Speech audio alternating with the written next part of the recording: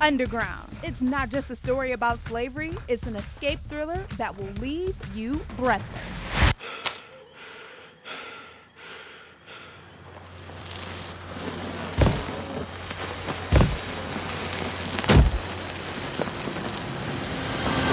We didn't set out to try to become a history lesson.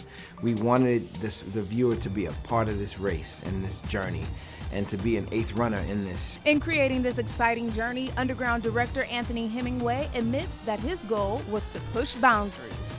We were not afraid to take risks. We wanted to find new approaches and look at something, even character or story, or from a cinematic point of view of trying to be different. And the difference this time around is a story that shows the resilience, fight, and tenacity of 7 runaway slaves in Georgia. Starring Aldous Hodge and Journey Smollett-Bell as Noah and Rosalie, the chemistry between these two is immediately evident and may even prove to be an asset. Why is you just pretending?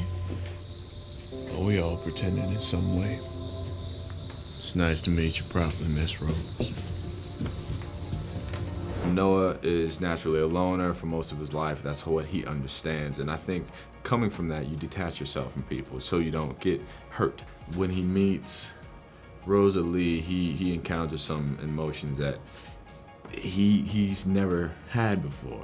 He understands that this is a kindred spirit because there's something about her that I know she thinks like me. She feels the way I feel. She gets it. And that's where they connect, because I'm like looking at, Noah's looking at his mirror image in a different package. Another relationship that may prove beneficial is the one between married couple John and Elizabeth Hawke. We can make a real difference.